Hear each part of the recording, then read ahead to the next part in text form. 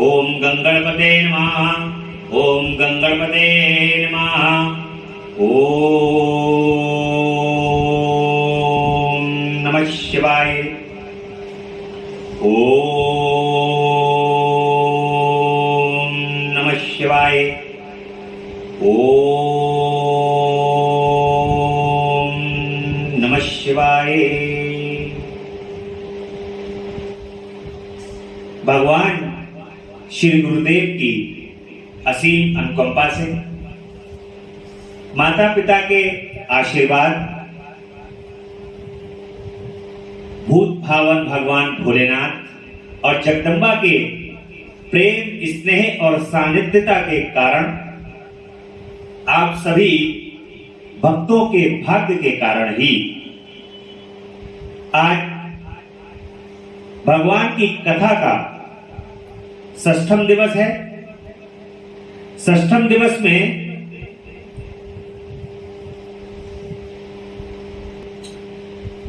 कल की कथा में हमने स्मरण किया था और कर्ण के माध्यम से श्रवण किया था कि तीर्थ स्थानों पर जाकर के हमें किस प्रकार का व्यवहार करना चाहिए। जो तीर्थ स्थान है वहां पर जाकर के पाप कर्म नहीं करने चाहिए। यदि हम वहां पर पाप कर्म करते हैं तो पुण्य फल प्राप्त होने की बजाय वहां पर पाप कर्म करने के कारण दुष्परिणामों का सामना करना पड़ता। इस प्रकार से हमने कल की कथा में भगवान के स्वयं श्रीमुख से जाना था। आज की कथा में हम सदाचार, शौचाचार, स्नान, भस्म धारण, संध्या वंदन, प्रणव जप, गायत्री जप, दान, न्यायता, धनोपार्जन तथा अग्निहोत्र आदि विधि एवं महिमा का वर्णन। आज की कथा में ऋषियों ने कहा कि सूत जी, अब आप शीघ्र ही हमें वह सदाचार सुनाइए जिससे विद्वान पुरुष पुण्य लोकों पर विजय पाते, स्वर्ग प्रदान करने वाले धर्ममय आचार तथा नरक का कष्ट देने वाले अधर्ममय आचारों का भी वर्णन कीजिए। सूत जी कहते हैं कि सदाचार का पालन करने वाला विद्वान ब्राह्मण ही वास्तव में ब्राह्मण नाम धारण करने का अधिकारी है, जो केवल वेदोक्त आचार का पालन करने वाला एवं वेद का अभ्यासी। ब्राह्मण को सदैव अपने आचरण का पालन करना चाहिए। ब्राह्मण सदैव समाज को सही दिशा में ले जाने का कार्य करना चाहिए। समाज को सदैव भगवान के भजन को करने की प्रेरणा देनी चाहिए। ब्राह्मण का कार्य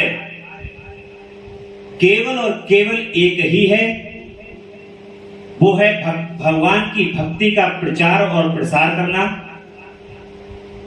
किसी भी प्रकार से अपने आचरण को वो दूषित नहीं होने दे, ऐसा कहते हैं सूत जी महाराज। और वेदोक्त तो होना चाहिए, वेद का अभ्यासी होना चाहिए, उस ब्राह्मण की विप्र संज्ञा होती। सदाचार, वेदाचार तथा विद्या, इनमें से एक एक गुण से ही युक्त होने पर उसे द्विज कहते हैं, जिसमें स्वल्प मात्रा में ही आचार का पालन देखा जाता है। जिसने वेदाध्ययन भी बहुत कम किया है तथा जो राजा का सेवक है उसे क्षत्रिय ब्राह्मण कहते हैं। जो ब्राह्मण कृषि तथा वाणिज्य कर्म करने वाला है और कुछ ब्राह्मणोचित आचरण का पालन करता है वह वैश्य ब्राह्मण है, तथा जो स्वयं ही खेत जोतता है, हल चलाता है, उसे शूद्र ब्राह्मण कहा गया। यानी कि इससे प्राण के माध्यम से एक बात तो स्पष्ट है कि इंसान के कर्म ही उसको ब्राह्मण बनाते हैं। ब्राह्मण किसी जाति का नाम नहीं है, ब्राह्मण जो है वो कर्म का नाम है। यदि व्यक्ति कर्म करता है, जैसे कर्म करता है, वो उसी प्रकार का ब्राह्मण हो जाता है।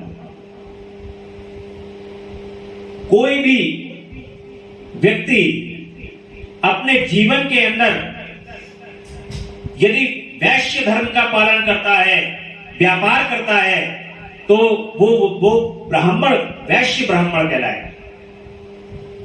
इस प्रकार से अपने जीवन को उत्तम बनाने के लिए, अपने आचरण को शुद्ध करने के लिए व्यक्ति को सदैव वेद का पालन करना चाहिए। वेदोक्त होकर के वेद का आचरण करते हुए भगवान के श्री चरण कमल में अपने ध्यान को लगाते हुए उनकी याद करते हुए सदैव जीवन को व्यतीत करना चाहिए। इस प्रकार से उच्च कोटि के ब्राह्मण का जीवन होता है और सदैव चाहे वो किसी भी जाति के अंदर व्यक्ति ने जन्म लिया हो, परंतु उसके आचरण सदैव ब्राह्मण वाले ही होने चाहिए। क्योंकि यदि आप ब्राह्मण का आचरण करते हैं तो आप भगवान के सदैव निकट पाते हैं अपने आप को, क्योंकि ब्राह्मण जो हैं वो भगवान का मुख है। भगवान का मुख होने के कारण जैसे ही ब्राह्मण के आचरण व्यक्ति के अंदर समाहित होते हैं, भगवान उसको तुरंत ग्रहण कर लेते हैं, भगवान उसे तुरंत अपने निकट बुला लेते हैं। इस प्रकार से ये महिमा शिव पुराण के अंदर बताई गई। तो कभी भी किसी भी जाति या प्रजाति के अंदर जन्म लेने के कारण कोई भी व्यक्ति ये ना समझे कि मैं तो ब्राह्मण नहीं हूं, ये मेरा कार्य नहीं है, ये मैं ब्राह्मण नहीं हूं तो ये मैं कार्य नहीं कर सकता। परंतु यदि आपके आचरण ब्राह्मण स्वरूप हैं, यदि आप ब्राह्मण के तरह व्यवहार करते हैं तो आप ब्राह्मण ही हैं। इसलिए भगवान के श्री चरण कमल में समर्पित होने के लिए भगवान ने ब्राह्मण रूपी आचरण को मांगा। ब्राह्मण एक आचरण है, स्वभाव है। इस स्वभाव को अपने जीवन के अंदर, आचरण को अपने जीवन के अंदर बदलने के लिए ही अनुशासन का नाम है कि किस प्रकार का हमें अनुशासन अपने जीवन के अंदर रखना है। उस प्रकार के अनुशासन को ही नाम ब्राह्मण। तो जैसा अनुशासन है उस प्रकार का नाम दे दिया गया है। जैसे यहां पर वर्णन किया गया है कि यदि वो राजा का सेवक है तो वो क्षत्रिय ब्राह्मण कहलाएगा, और यदि वो कृषि कार्य करता है, वाणिज्य कर्म को करता है तो वो वैश्य ब्राह्मण कहलाएगा, और यदि शूद्र कर्म करता है तो वो शूद्र ब्राह्मण कहलाएगा। जो दूसरों के दोष रखने वाला और परद्रोही है उसे चांडाल द्विज कहते हैं। इसी तरह क्षत्रियों में भी जो पृथ्वी का पालन करता है वह राजा है। दूसरे लोग राजत्वहीन क्षत्रिय माने गए हैं। वैश्यों में भी जो धान्य आदि वस्तुओं का क्रय विक्रय करता है वह वैश्य कहलाता है। दूसरों को वणिक कहते हैं। जो ब्राह्मण क्षत्रियों और वैश्यों की सेवा में लगा रहता है वही वास्तव में शूद्र कहलाता है। जो शूद्र हल जोतने का काम करता है उसे वृषल समझना चाहिए। सेवा, शिल्प और कर्षण से भी भिन्न वृत्ति का आचरण करने वाले शूद्र दस्यु कहलाते हैं। इन सभी वर्णों के मनुष्यों को चाहिए कि ब्रह्म मुहूर्त में उठकर पूर्वाभिमुख हो, सबसे पहले देवताओं का, फिर धर्म का, अर्थ का, उसकी प्राप्ति के लिए उठाए जाने वाले क्लेशों का तथा आय और व्यय का भी चिंतन करना चाहिए। रात के पिछले प्रहर को उषा काल जानना चाहिए। उस अंतिम प्रहर का जो आधा या मध्य भाग है उसे संधि कहते हैं। उस संधि काल में उठकर द्विज को मलमूत्र आदि का त्याग करना चाहिए। घर से दूर बाहर जाकर, बाहर से अपने शरीर को ढके रहकर दिन में उत्तराभिमुख बैठकर मलमूत्र का त्याग करना चाहिए। सबसे पहले आज के टाइम में सब कुछ उल्टा है। 12 बजे सो करके उठने को अपनी शान समझा जाता है। उन्होंने कहा भाई हमारे लल्ला 12 बजे 1 बजे सो के उठते हैं, बड़े आदमी हो गए। 12 बजे 1 बजे सोकर कौन उठता है? 12 बजे 1 बजे चांडाल, राक्षस ये सब सो करके उठते हैं। जो देवता का भाव रखते हैं, जो भगवान के भक्त हैं, वे प्रातः काल उठ जाते हैं। इसलिए सदैव प्रातः काल, रात्रि में जल्दी सोना और सुबह को जल्दी उठना, ये अभ्यास करना चाहिए व्यक्ति को। जो लोग आज तक अभी तक देर में उठ रहे हैं उनको ये अभ्यास करना चाहिए धीरे धीरे कि वो जल्दी प्रातः काल उठे सूर्य उदय होने से पहले अपने बिस्तर को त्याग दें, उसके बाद तुरंत मलमूत्र का त्यागन करें और नित्य कर्म करने के बाद भगवान के कार्य में पहुंच जाए। भगवान के दर्शन करें और भगवान के दर्शन करने के बाद जो भी नियम आपने पूजा का बना रखा है उस पूजा के नियम को करते हुए अपने संसार के कर्म को करने के लिए निकल जाना चाहिए। इस प्रकार से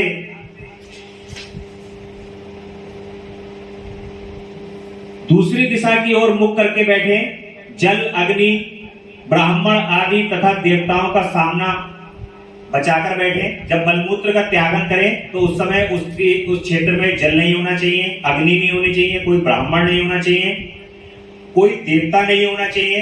इन सबको बचा करके बैठना चाहिए। मल त्याग करके उठने पर फिर उस मल को ना देखना चाहिए। मल का त्यागन करने के बाद उस मल को नहीं देखना चाहिए। तदंतर जलाशय से बाहर निकाले हुए जल से ही गुदा की शुद्धि करें अथवा देवताओं, पितरों तथा ऋषियों के तीर्थों में उतरे बिना ही प्राप्त हुए जल से शुद्धि करना चाहिए। गुदा में 7, 5 या 3 बार मिट्टी लगाकर उसे धोकर शुद्ध करना चाहिए।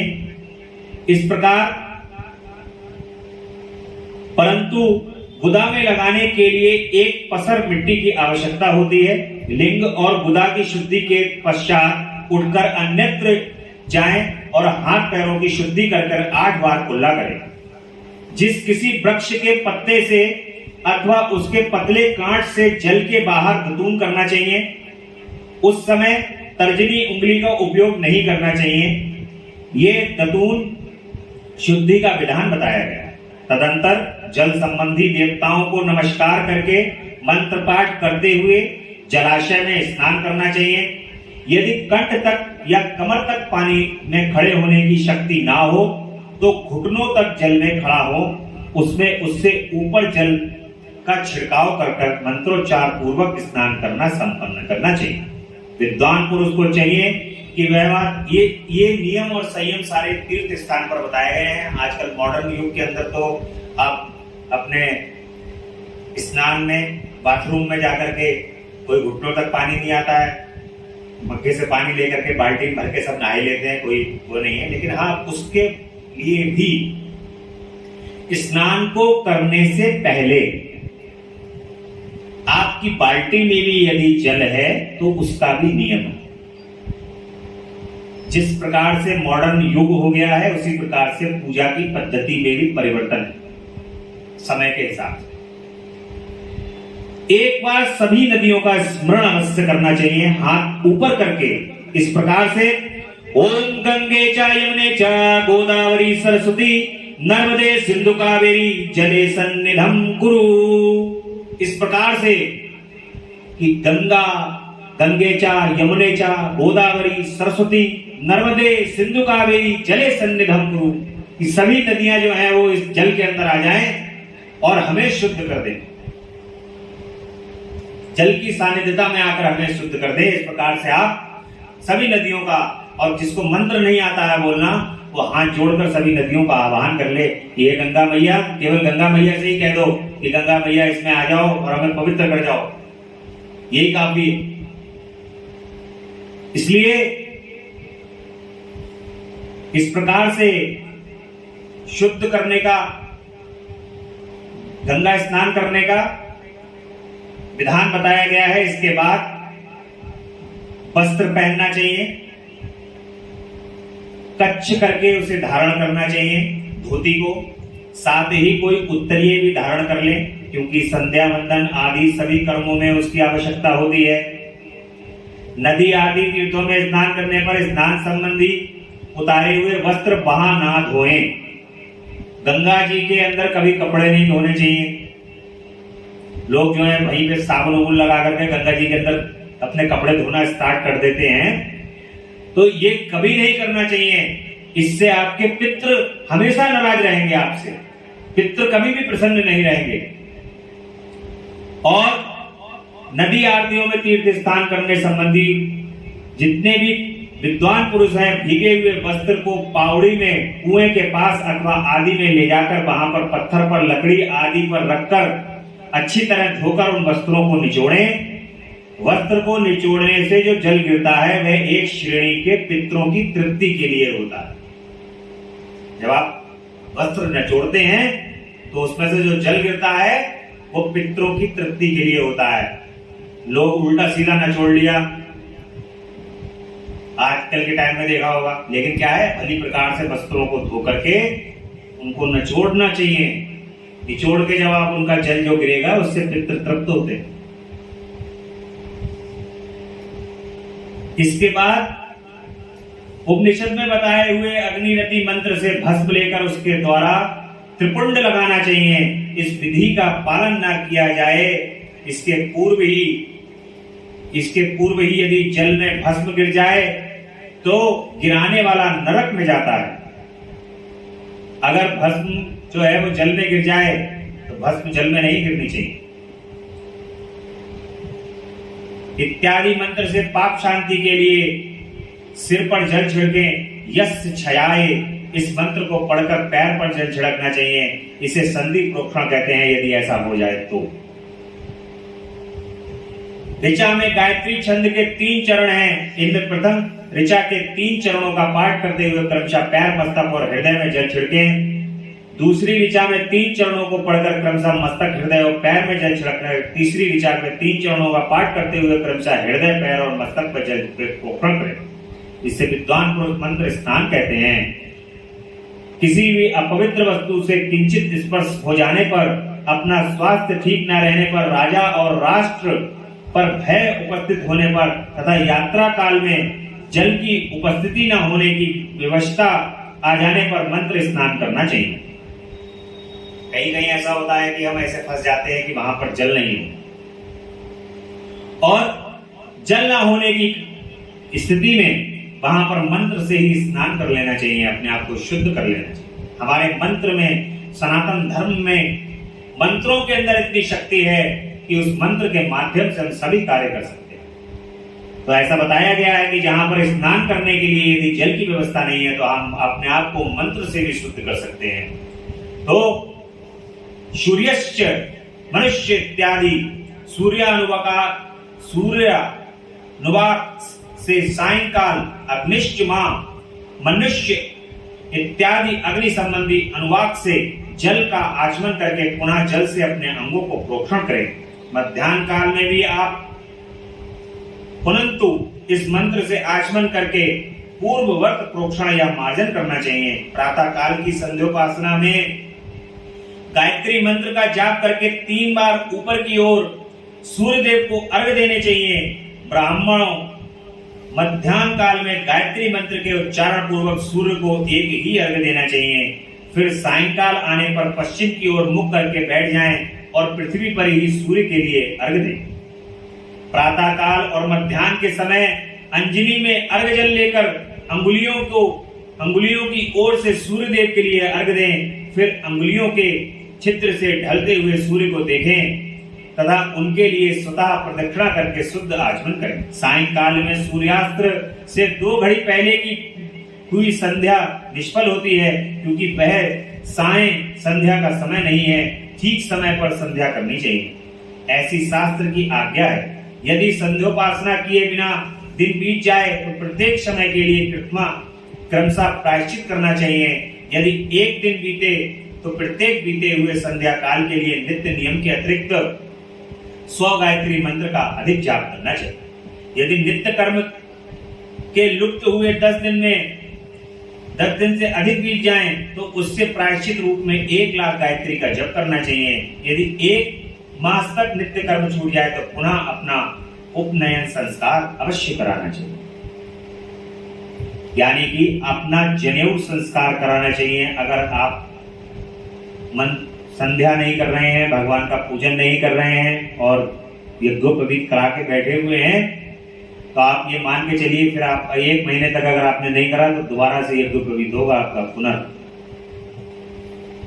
इस प्रकार से अर्ध सिद्धि के लिए ईश, गौरी, कार्तिकेय, विष्णु, ब्रह्मा जी, चंद्रमा और यम का तथा ऐसे ही अन्य देवताओं का भी शुद्ध जल से तर्पण करना चाहिए। फिर तर्पण कर्म को ब्राह्मणार्पण करके शुद्ध आचमन करने, तीर्थ के दक्षिण प्रशस्त मठ में, मंत्रालय में, देवालय में, घर में अथवा अन्य किसी नियत स्थान में आसन पर स्थिरात्मक पूर्व बैठकर विद्वान पुरुष अपनी बुद्धि को स्थिर करें और संपूर्ण देवताओं को नमस्कार करके प्रणव का जप करने के पश्चात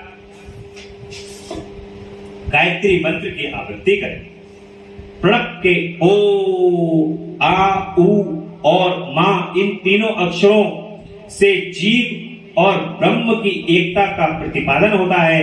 इस बात को जानकर प्रणव ओम का जप करना, जब काल में ये भावना करनी चाहिए कि हम तीनों लोकों की सृष्टि करने वाले ब्रह्मा, पालन करने वाले विष्णु तथा संहार करने वाले रुद्र की जो स्वयं प्रकाश चिन्मय है उपासना करते हैं। ये ब्रह्म स्वरूप ओंकार हमारी कर्मेंद्रियों और ज्ञानेंद्रियों की वृत्तियों को, मन की वृत्तियों तथा बुद्धि वृत्तियों को सदा भोग और मोक्ष प्रदान करने वाले, धर्म एवं ज्ञान की ओर प्रेरित करने वाले प्रणव के इस अर्थ का बुद्धि द्वारा चिंतन करता हुआ जो इसका जप करता है वह निश्चय ही ब्रह्म को प्राप्त कर लेता है। अथवा अर्थानुसंधान के बिना भी प्रणव का नित्य जप करना चाहिए। ब्राह्मणत्व की पूर्ति होती है। ब्राह्मणत्व की पूर्ति के लिए श्रेष्ठ ब्राह्मण को प्रतिदिन प्रातः काल 1 सहस्त्र गायत्री मंत्र का जप करना चाहिए। मध्याह्न काल में 100 बार और सायंकाल में 28 बार जप की विधि है। अन्य वर्ण के लोगों को अर्थात क्षत्रिय और वैश्यों को 3-3 संध्याओं के समय यथासाध्य गायत्री जप करना चाहिए। शरीर के भीतर मूलाधार, स्वादिष्टान, मणिपुर, अनाहत, आज्ञा और सहस्त्रार ये 6 चक्र हैं। इनमें मूलाधार से लेकर के सहस्त्राधार तक 6 स्थानों में क्रमशः विंध्येश्वर, ब्रह्मा, विष्णु, ईश, जीवात्मा और परमेश्वर स्थित हैं। इन सब में ब्रह्म बुद्धि करके इनकी एकता का निश्चय करें और वह ब्रह्मा मैं ही हूं ऐसी भावना पूर्वक प्रत्येक श्वास के साथ ओम का जाप करें। उन्हीं विंध्येश्वर आदि की ब्राह्मश आदि में इस शरीर के बाहर भी भावना करें। प्रकृति के विकारभूत महत्व से लेकर पंचभूत तत्वों के बना हुआ यह शरीर ऐसे ही सहस्त्रों शरीरों का एक अजपा गायत्री के जप से एक क्रम से अतिक्रमण करके जीवों को धीरे धीरे परमात्मा से संयुक्त करें। यह जप तत्व बताया गया है। 100 अथवा 28 मंत्रों के जप से उतने ही शरीर का अतिक्रमण होता। इस प्रकार से मंत्र के जप की विधि बताई गई है और किस प्रकार से स्नान और शौच आदि को हमें करना चाहिए शिव पुराण के माध्यम से बताया गया है। और सतयुग आदि में तप को ही प्रशस्त कहा गया है, किंतु कलयुग में द्रव्य साध्य धर्म दान आदि को अच्छा माना गया। सतयुग में तप की प्रधानता थी और कलयुग में दान की प्रधानता। सतयुग में ध्यान से, त्रेता में तपस्या से और द्वापर में यज्ञ करने से ज्ञान की सिद्धि होती थी, परंतु कलयुग में प्रतिमा भगव विग्रह की पूजा से ज्ञान लाभ होता है। अधर्म हिंसा दुख रूप है और धर्म सुख रूप है। अधर्म से मनुष्य दुख पाता है और धर्म से वह सुख एवं अभ्युदय का भागी होता है। दुराचार से दुख प्राप्त होता है और सदाचार से सुख अतः भोग और मोक्ष की सिद्धि के लिए धर्म का उपार्जन करना चाहिए। जिसके घर में कम से कम 4 मनुष्य हैं, ऐसे कुटुंबी ब्राह्मणों को 100 वर्ष के लिए जीवन निर्वाहन की सामग्री देता है। उसके लिए वह दान ब्रह्मलोक की प्राप्ति कराने वाला होता है।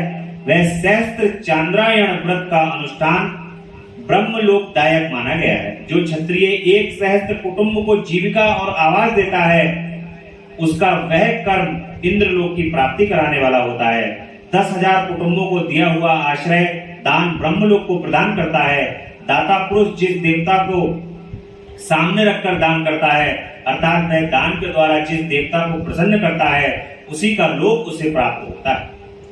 यह बात देववेत्ता पुरुष अच्छी तरह जानते हैं कि धनहीन पुरुष सदा तपस्या का उपार्जन करें, क्योंकि तपस्या और तीर्थ सेवन से अक्षय सुख पाकर मनुष्य उसका उपभोग करता। जिन पर धन नहीं है वे परेशान होकर के इधर उधर भटक कर भगवान को दोष देने की उन्हें आवश्यकता नहीं है।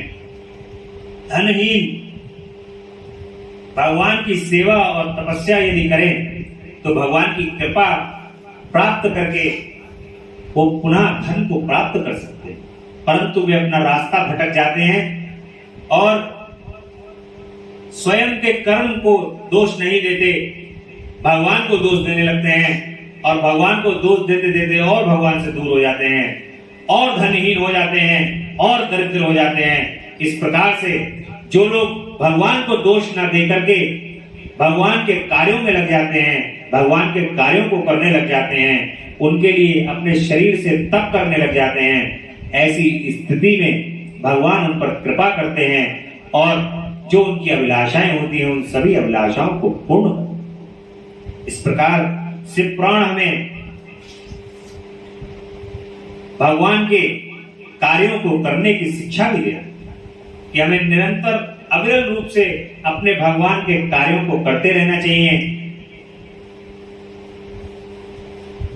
अन्न को खाकर मनुष्य जब तक कथा श्रवण आदि सदन आर्ग का पालन करता है, उतने समय तक उसके लिए पुण्य काल का आधा भाग दाता को मिल जाता है। कथा को सुनते समय, श्रवण करते समय अन्न इत्यादि खा करके कथा का श्रवण नहीं करना चाहिए। जब तक आप कथा सुने तब तक उस समय पर आपका उदर जो है वो खाली रहना चाहिए, वरना जिसने खिलाया है उसका आधा पुण्य उसको मिल जाएगा। कथा आप सुनेंगे तो जिसने खिलाया उसका पुण्य उस तक पहुंच गया, पहले तुम खा के बैठ गए आप। अब शरीर जो है उसका आनंद ले रहा है, शरीर उसके आनंद लेने में लगा हुआ है। कथा जो है कान के माध्यम से हृदय में पहुंच रही है, वो आनंद जो है वो उस तक पहुंच गया जिसने आपको दिया। खेत, धान्य, कच्चा अन्न तथा भक्ष्य, भोज्य, लेह और चोष्य, ये 4 प्रकार के सिद्ध अन्न दान करने चाहिए। जिसके अन्न को खाकर मनुष्य जब तक कथा श्रवण आदि सत्कर्म का पालन करता है, उतने समय तक उसके किए हुए पुण्य का आधा भाग दाता को मिल जाता है। इसमें संशय नहीं है। दान लेने वाला पुरुष दान में प्राप्त हुई वस्तु का दान तथा तपस्या करके अपने प्रतिग्रह जनित पाप की शुद्धि कर ले, अथवा उसे रौरव नरक में गिरना पड़ता है। हर व्यक्ति से दान भी नहीं लेना चाहिए। पता लगा जो भी आ रहा है वो दान करके चला जा रहा है, इसलिए प्रत्येक व्यक्ति से कभी भी दान भी नहीं लेना चाहिए। और दान लेने के बाद यदि कोई वस्तु आपने दान में ले भी ली है तो उसका प्रायश्चित अवश्य करना चाहिए, क्योंकि उससे रौरव नरक को भोगना पड़ता।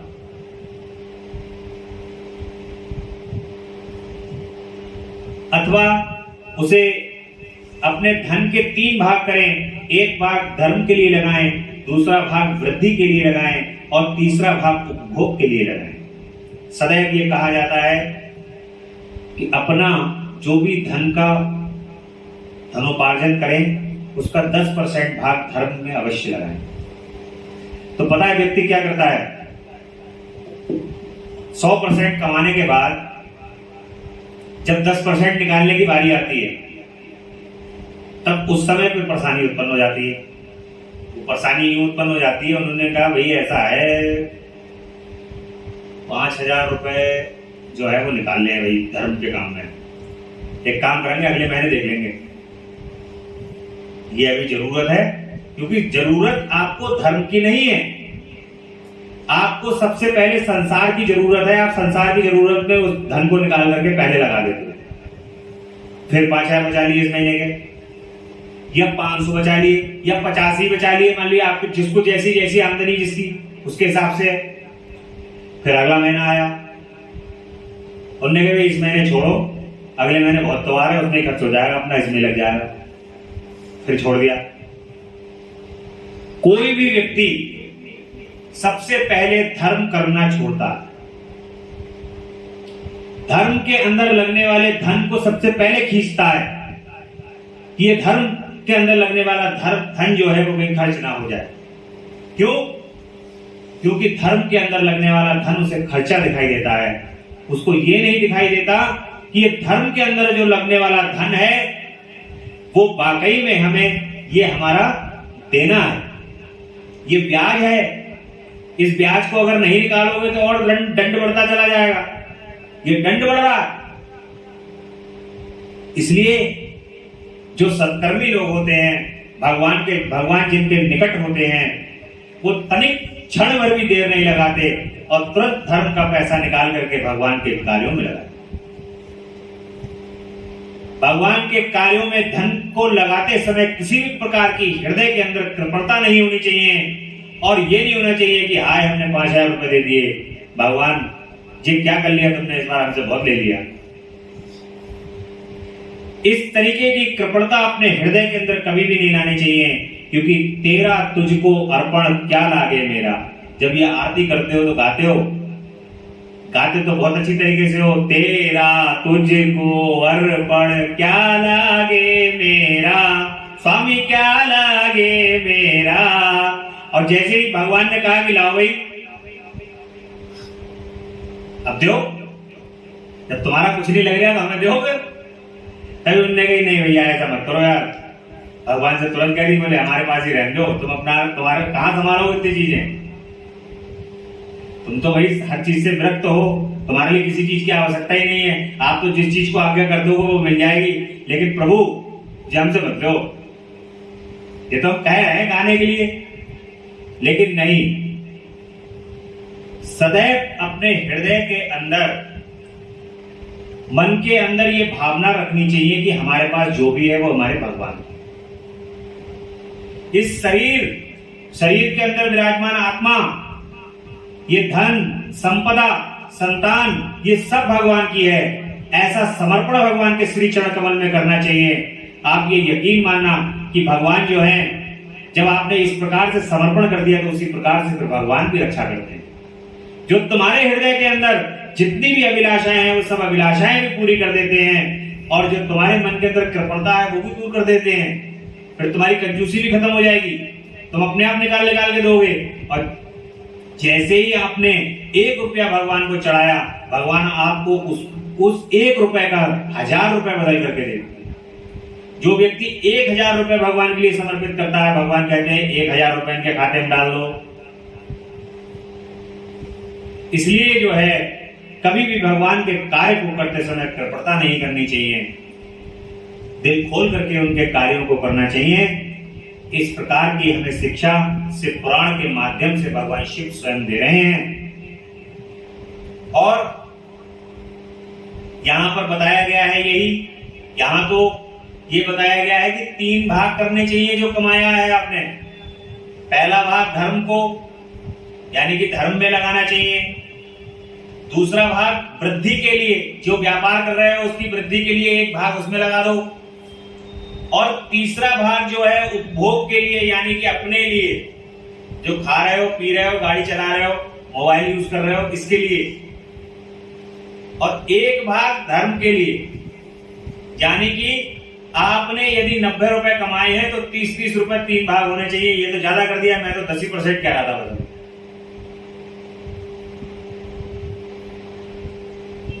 लेकिन ये खर्च करने की क्षमता हर एक में नहीं है। ये खर्च करने की क्षमता उसी में है जो वाकई में भगवान के महत्व को समझ जाता है, उनके हृदय में अपनी जगह को बना लेता है और अपने हृदय में उनको समाहित कर लेता है। तब वो समझ जाता है कि ये तो सब निमित्त मात्र है, ये कुछ भी नहीं है। ये संसार के अंदर सारी वस्तुएं, ये जो सामने मेरे भगवान बैठे हुए हैं, भूत भावन भगवान भोलेनाथ बैठे हुए हैं, ये केवल इनके लिए केवल एक इशारा मात्र है। ये प्रभु जब कृपा करते हैं तो सब कुछ ऐसे ही प्राप्त हो जाता है। जब मैं ये सोच लेता हूं तब उसके बाद भगवान अपनी कृपा करना प्रारंभ कर देते हैं और फिर तेरा तुझको अर्पण हो जाता और समर्पण हो जाता। और भगवान की कृपा ही वही है। जैसे ही समर्पण होता है वैसे ही कृपा मिलती है। जब तक समर्पण नहीं है तब तक कृपा भी नहीं। समर्पण उधर से कृपा। इसलिए भगवान के श्री चरण कमल में कुछ करो अथवा मत करो, धन अपना संभाल के रखो, कोई दिक्कत नहीं है, लेकिन समर्पण अवश्य करो। समर्पण इस प्रकार का होना चाहिए कि मेरे भगवान, मैं किसी भी कंडीशन के अंदर हूं, मुझे संभाल ही लेंगे। मेरे भोलेनाथ आएंगे, मैं ऊपर से गिरते हुए बिल्कुल नीचे जमीन से ही छूने वाला होऊंगा, तब भी मेरे भोलेनाथ मुझे संभाल लेंगे। समर्पण इस प्रकार का होना चाहिए। इसमें किसी भी प्रकार का कोई संदेह नहीं होना चाहिए। इसलिए सदैव अपने भगवान पर समर्पण का भाव रखते हुए उनसे प्रेम, उनके श्री चरण कमल से प्रेम करना चाहिए। और वो प्रेम भगवान की कथाओं को सुनने से।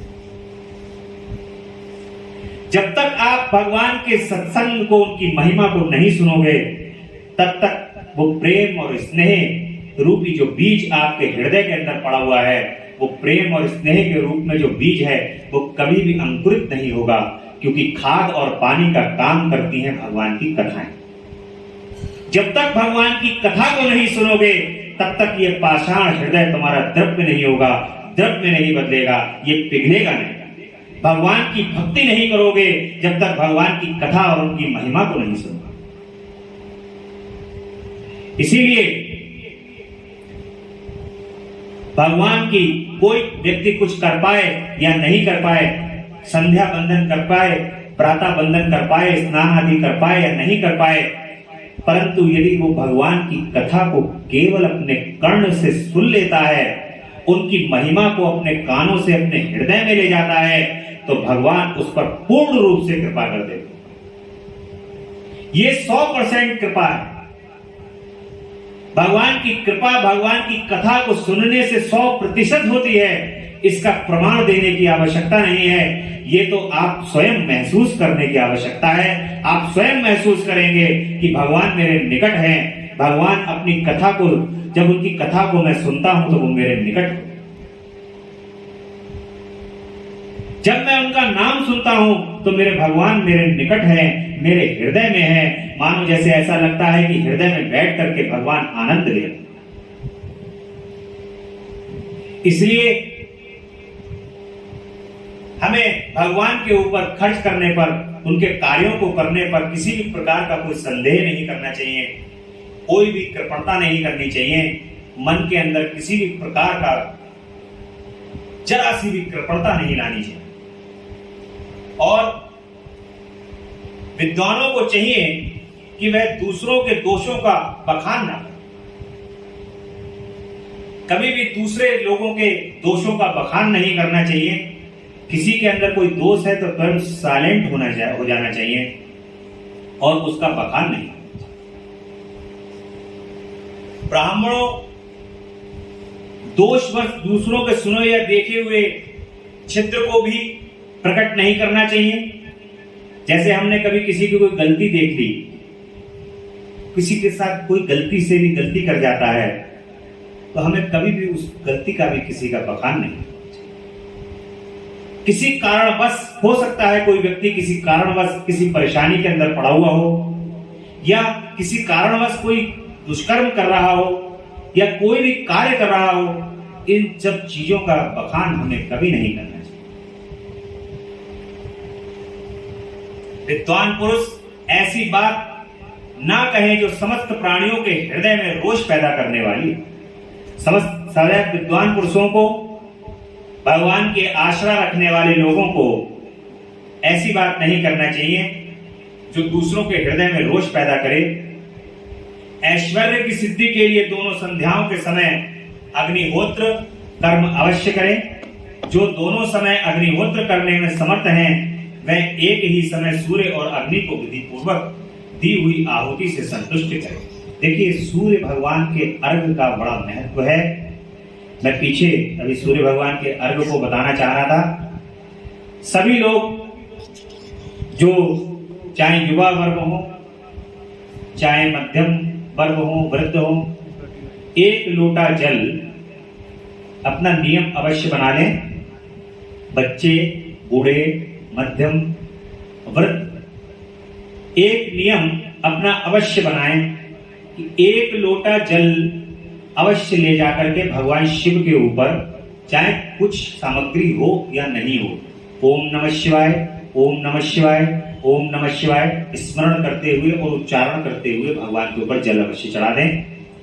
और एक लोटा जल सूर्य नारायण पे अवश्य चढ़ाएं। और सूर्य नारायण पे जल चढ़ाते हुए दूखास यदि हो और लाल पुष्प, तिल, जौ ये डाल करके सूर्य नारायण भगवान को जल चढ़ाए, बहुत ही प्रेम से, उससे आपके पितरों की भी तृप्ति होती है। और ओम सूर्याय नमः, ओम सूर्याय नमः, ओम सूर्याय नमः, इस प्रकार से भगवान सूर्य नारायण के जल को, उसकी धार को देखते हुए, भगवान सूर्य नारायण जल की धार गिर रही हो और सूर्य नारायण भगवान वहां से दिखाई दे रहे हो, इस प्रकार से सूर्य नारायण भगवान के जल को अर्घ दे। ओम सूर्याय नमः, ओम भान्वे नमः, ओम रवे नमः, ओम खगे नमः, ओम पुष्पे नमः, ओम मारीचाय नमः, ओम आर्काय नमः, ओम मित्राय नमः, ओम सावित्रे नमः, ओम आदित्याय नमः, ओम हिरण्यगर्भाय नमः। इस प्रकार से सूर्य भगवान के नामों का उच्चारण करते हुए ये 12 राशियों के लिए, जिनकी 12 राशियां हैं, वे 12 राशियां भगवान सूर्य नारायण को अर्घ देने से, और ये 9 ग्रह भगवान को सूर्य नारायण को अर्घ देने से प्रसन्न हो जाते हैं, और कुंडली में बैठे हुए जितने भी दोष होते हैं वो सभी दोष दूर हो जाते हैं।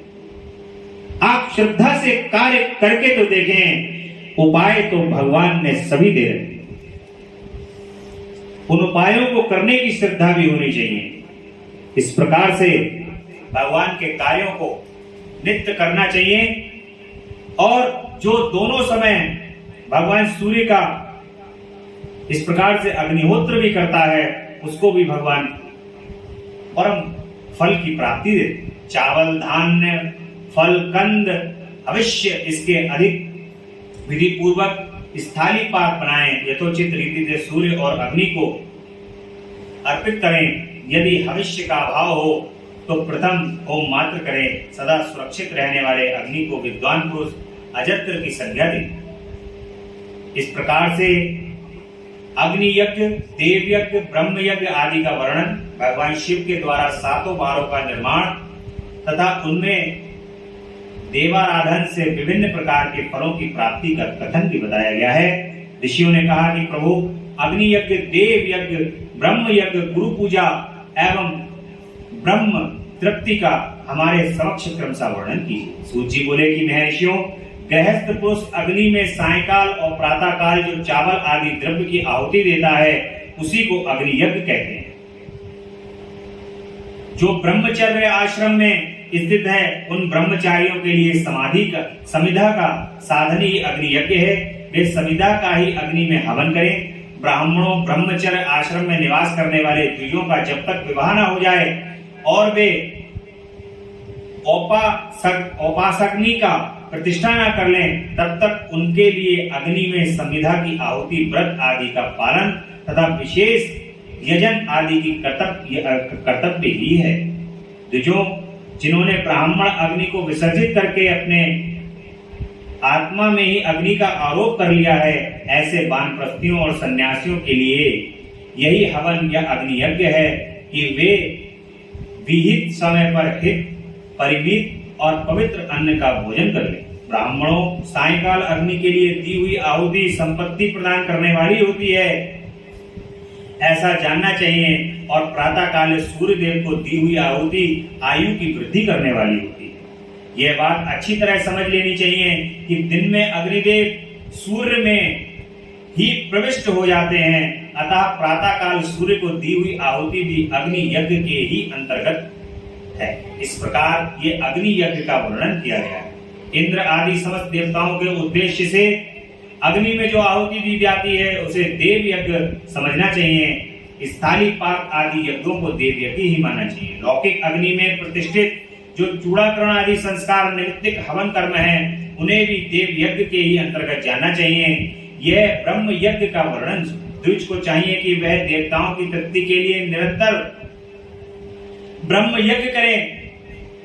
वेदों का जो नित्य अध्ययन एवं स्वाध्याय होता है उसी को ब्रह्म यज्ञ कहा जाता है। अब प्रातः नित्य कर्म अनंतर सायंकाल तक ब्रह्म यज्ञ किया जा सकता है, उसके बाद रात में इसका विधान नहीं है। अग्नि के बिना देव यज्ञ कैसे संपन्न होता है इसे तुम लोग श्रद्धा और आदर पूर्वक सुनो। सृष्टि के आरंभ में सर्वज्ञ दयालु और सर्वसमर्थ महादेव जी ने समस्त लोगों के उपकार के लिए बारों की कल्पना की। वे भगवान शिव संसार रूपी रोगों को दूर करने के लिए वैद्य हैं, सबके ज्ञाता एवं समस्त औषधि के भी औषध है। उन भगवान ने पहले अपने बार की कल्पना की जो आरोग्य प्रदान करने वाला है, तत्पश्चात अपनी माया शक्ति का बार बनाया जो संपत्ति को प्रदान करने वाला है। जन्म काल में दुर्गतिग्रस्त बालक की रक्षा के लिए उन्होंने कुमार के बार की कल्पना की। तत्पश्चात सर्व समर्थ महादेव जी में आलस्य और पाप की निवृत्ति तथा समस्त लोगों का हित करने की इच्छा से लोक रक्षक भगवान विष्णु का बार बनाया। इसके बाद सबके स्वामी भगवान शिव ने पुष्टि और रक्षा के लिए आयु करता त्रिलोक सृष्टा परमेष्टि ब्रह्मा का आयुष कारक बार बनाया, जिसमें संपूर्ण जगत के आयुष्य की सिद्धि हो सके। इसके बाद तीनों लोगों की वृद्धि के लिए पहले पुण्य पाप की रचना की हो जाने पर उनके करने वाले लोगों को शुभाशुभ फल देने के लिए भगवान शिव ने इंद्र और यम के बारों का निर्माण किया। ये दोनों बार क्रमशः भोग देने वाले तथा लोगों के मृत्यु भय को दूर करने वाले हैं। इसके बाद सूर्य आदि 7 ग्रहों को जो अपने ही स्वयं रूप भूत एवं प्राणियों के लिए सुख दुख के सूचक हैं, भगवान शिव ने उपयुक्त 7 बारों का स्वामी निश्चित किया। इस प्रकार से ये 7 बार भगवान ने बनाए हैं और 7 बारों की रचना भगवान शिव ने स्वयं की है। और इन सबके ग्रह नक्षत्रों के ज्योतिर्मय मंडल में प्रतिष्ठित हैं। शिव के बार या दिन के स्वामी सूर्य हैं, शक्ति संबंधी बार के स्वामी सोम हैं, कुमार संबंधी दिन के अधिपति मंगल हैं, विष्णु बार के स्वामी अधिपति बुध हैं, ब्रह्मा जी के बार के अधिपति बृहस्पति हैं, इंद्र बार के स्वामी शुक्र हैं और यम बार के स्वामी शनिश्चर हैं। अपने अपने बार में की हुई उन देवताओं की पूजा उनके अपने फल को देने वाली है। यानी कि यदि आप शिव के बार या दिन में उनके दिन के जो स्वामी हैं वो भगवान सूर्य, शक्ति संबंधी बार के स्वामी सोम हैं, कुमार संबंधी दिन के अधिपति मंगल है, विष्णु के स्वामी बुध। इस प्रकार से सभी जो जिन जिन देवताओं के बार जिस दिन आते हैं उनकी अगर हम पूजा करते हैं तो वो अति प्रसन्न हो जाते हैं। सूर्य आरोग्य और चंद्रमा संपत्ति के दाता है। भगवान सूर्य जो हैं वो आरोग्यता के दाता है।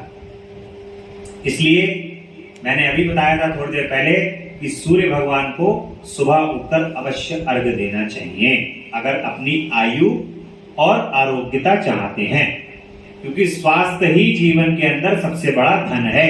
अगर हम अच्छा स्वास्थ्य चाहते हैं तो भगवान सूर्य के आगे 1 लोटा जल अवश्य चढ़ाना चाहिए, उनको अर्घ्य अवश्य देना चाहिए। ये हम अपना नियम बनाएं।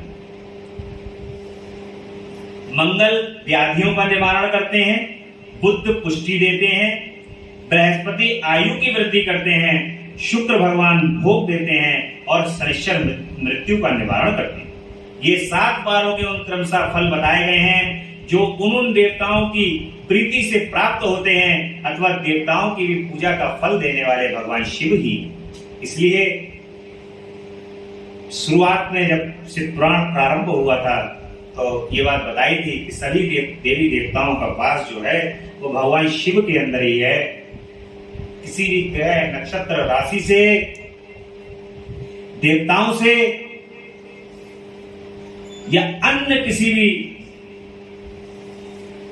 यक्ष गंधर्व किसी की भी पूजा करनी हो तो भगवान शिव के शिवलिंग पर सबका स्मरण करते हुए पूजन कर लो। आप ये फल पाएंगे कि सभी प्रसन्न हो जाते हैं। जब भगवान शिव के शिवलिंग के ऊपर आप पूजन कर लेते हो, उनका स्मरण कर लेते हो, तो भगवान शिव प्रसन्न हो जाते हैं और परम फल को प्रदान करने वाले हो जाते हैं। इसलिए उन्हीं पर सदैव प्रसन्न रहना चाहिए। इस प्रकार से आज की कथा में हम यहीं तक स्मरण करेंगे। कल की कथा में देवताओं के नित्य पूजन, विशेष पूजन, स्नान, दान, जप, होम किस प्रकार से होता है, ये कल की कथा में हमें प्राप्त होगा। देश, काल, पात्र और दान आदि का किस प्रकार से विचार करना चाहिए, ये कल की कथा में हम सबको, ये विंध्येश्वर संहिता के अंतर्गत चल रहा है और इस कथा में हम यहाँ पर इसका विचार करेंगे। कल सभी लोग कथा को श्रवण करेंगे। कर्ण के माध्यम से भगवान शिव की ये कथा हृदय में प्रवेश कर रही है। धीरे धीरे ये अमृत की बूंदें हृदय में स्थापित हो रही हैं और परम आनंद को प्रदान कर रही हैं। आप सभी भक्त बहुत ही शुद्ध मन और आचरण से इस कथा को सुन रहे हैं। YouTube के माध्यम से भी जो भक्त इस कथा को सुन रहे हैं, मैं तो ये कहना चाहूंगा कि वे नित्य ही इस कथा का स्मरण अवश्य करें। सभी लोग जिन तक ये कथा YouTube के माध्यम से पहुंचती है और जो यहाँ पर कथा को साक्षात स्वरूप से अपने सुनने के लिए आते हैं, वो इस कथा के लिए अवश्य सुने और अपने हृदय के अंदर धारण करें। भगवान शिव बहुत ही सहज हैं, ऐसा आप बिल्कुल अपने हृदय के अंदर धारण कर लें। वो बहुत सहज हैं, बहुत जल्दी कृपा करने वाले हैं। उनके नाम का उच्चारण यदि आप एक बार ही कर लेते हैं तो वो उस एक बार नाम के उच्चारण करने में ही आप पर कृपा। तेरा पल पल बीता जाए, मुख से जप ले नमः शिवाय। तेरा पल पल बीता जाए, मुख से जप ले नमः शिवाय। ओम नमः शिवाय, ओम नमः शिवाय, ओम नमः शिवाय, ओम नमः शिवाय, ओम नमः शिवाय, ओम नमः शिवाय, ओम नमः शिवाय। पुरी शंकर भगवान की जय, भूत भावन भगवान की जय। और प्रेम से नित्य होने वाली भगवान की स्तुति को सुनेंगे और उच्चारण भी करेंगे साथ में। जय अविनाशी जय कैलाशी शंकर शंभु हरे हरे। करेंगे स्तुति भूतेश्वर जगवंदन से डरे डरे। ना जाने हम रूप तुम्हारा, ना स्वरूप ही पहचाने। जान सके ना ब्रह्मा विष्णु, हम माया कैसे जाने। लेकिन इतना सुनते आए तुम हो सर्व जटाधारी। 3 लोक 14 भुवनों के पिता हम हैं भंडारी। विचरण करते आप सदा ही बैल पीठ पर चढ़े चढ़े। जय अविनाशी जय कैलाशी हरे हरे। तुमको मंगलदानी दाता सारा ही संसार कहे। शेष वासुकी मैली बांधे, गौ पर गंगे धार गए। अब चंद्रमा से माथे पर जय अमृत जलता है। आदि अनादि अनंत जनता मरता है। 12 रुद्र 18 सूरज कर मादे खड़े खड़े। जय अविनाशी 14 विश्वे देव पवन 49 तुम्हारे दास रहे। समुद्र गंगा श्री का तुमने आवास करे। फिर भी भस्म रमाए तन में कुंड कुंड माला धारी। 3 लोक चरणों में रखते बोले शंकर शुभकारी। पकड़ जाप कर नमः शिवाय, पकड़ जाप कर नमः शिवाय। पारे उतर गए बड़े बड़े। जय अविनाशी जय कैलाशी शंकर शंभु हरे हरे। जय अविनाशी तारे स्तुति हम भूतेश्वर जगवंदन से डरे डरे।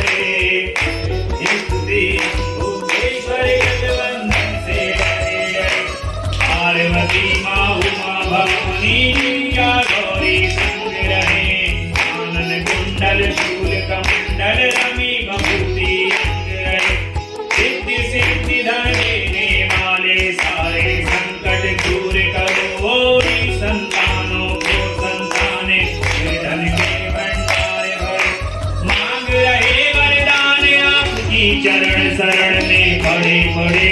जय अविनाशी जय कैलाश शंकर शंभो हरे हरे। जय अविनाशी जय कैलाशी करे स्तुति हम भूतेश्वर जगबंधन से करे डरे। करे स्तुति हम भूतेश्वर जगबंधन से करे डरे। वही शंकर भगवान की जय, महामृत्युंजय भगवान की जय। ये कथा YouTube के माध्यम से शिवम मिश्रा भक्ति रस पर आप तक लगातार पहुंच रही है। आप इस कथा को स्वयं तो सुने ही, इस कथा को स्वयं सुनने का तो बहुत बड़ा महत्व है, और उससे भी कई गुना बड़ा महत्व बढ़ जाता है जब इस कथा को आप दूसरों तक शेयर करते हैं, उनको पहुंचाते हैं, उनको सुनवाते हैं। कथा सुनवाना, भगवान के नाम का उच्चारण दूसरों के कर्ण तक पहुंचाना, इससे बड़ा जीवन के अंदर कोई पुण्य नहीं है, इससे बड़ा कोई कार्य नहीं है। इसलिए शिवम मिश्रा भक्ति रस तक पर इस कथा को आप YouTube के माध्यम से लगातार सुनते रहें, भगवान के नाम का स्मरण और उनका रस प्राप्त करते रहें। इसी कामना के साथ आप पुनः कल सप्तम दिवस की कथा में भगवान की कथा, भगवान के वर्णन, उनके रस का पान आप कल करिएगा। बोले हर हर हर हर हर महादेव शंभु।